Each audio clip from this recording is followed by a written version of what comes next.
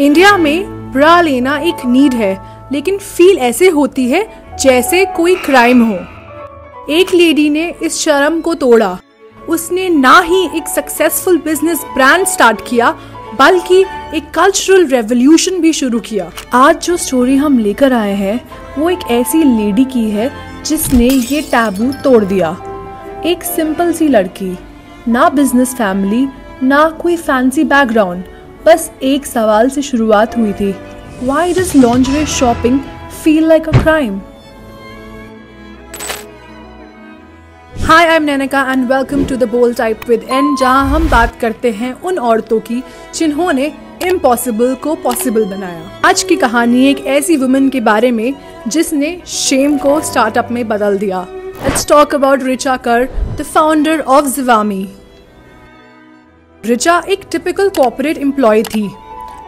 SAP में काम करते हुए उन्होंने एक प्रोजेक्ट हैंडल किया for Victoria secret.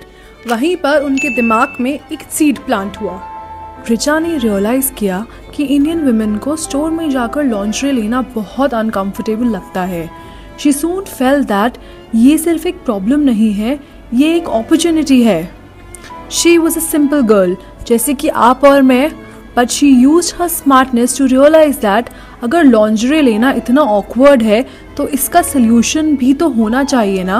She realized that Indian women wanted better lingerie, but shopping for it felt like committing a sin. Salesman की आंखों में झांक के बोलना पड़ता था, भैया 34B है, and that felt like a crime. 2011 she launched Zivame, एक ऐसी वेबसाइट जहां आप बिना शर्माए, बिना जज हुए अपना साइज समझ के लॉन्जरी खरीद सकती थी। Private delivery, size guides, fitting calculators, सब कुछ ऑनलाइन और बहुत ही discrete.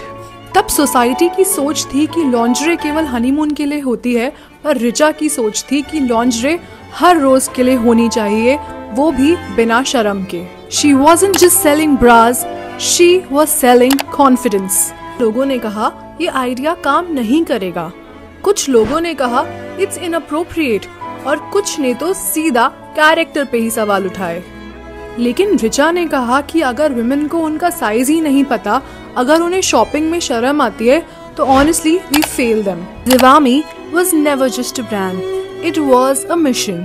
Richa wanted to empower every Indian woman to know her size, own her body और अपना डिसीजन खुद लेना। Zivame की कहानी सिर्फ लॉन्जरी की नहीं है, ये कहानी है खुद के लिए खड़े होने की।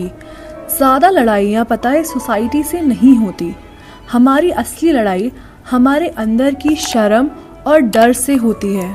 Zivame ने विमेन को ये बताया, तुम्हें किसी की परमिशन नहीं चाहिए, अपने लिए कंफर्ट चूज करना तुम्हारा राइट है। रिचा ने इन्वेस्टर्स को कन्विंस किया, मार्केट एडुकेट किया और एक प्रॉफिटेबल, रिस्पेक्टेड ब्रांड खड़ा किया।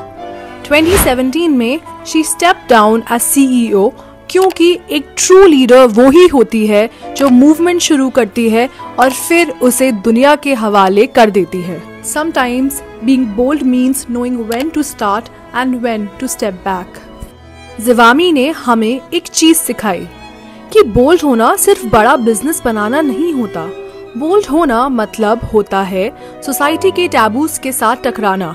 रिचा ने वो टकराव चूज किया and we are better today because of it.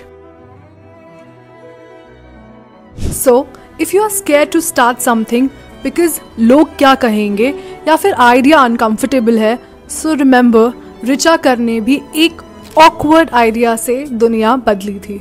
सोच के देखो कितनी बार हमने भी अपने आइडियाज को सिर्फ इसलिए दबा दिया क्योंकि लोग क्या कहेंगे।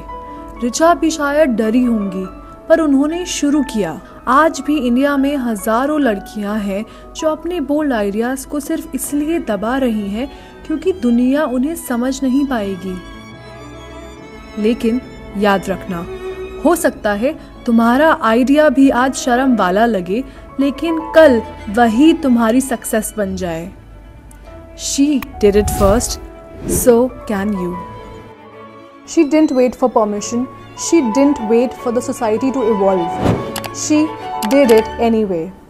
If Richa's story inspired you, share this story with a woman who needs to be reminded of her power. Subscribe to the Bold Type with N because ये सिर्फ कहानियाँ नहीं, ये revolutions हैं. See you next time.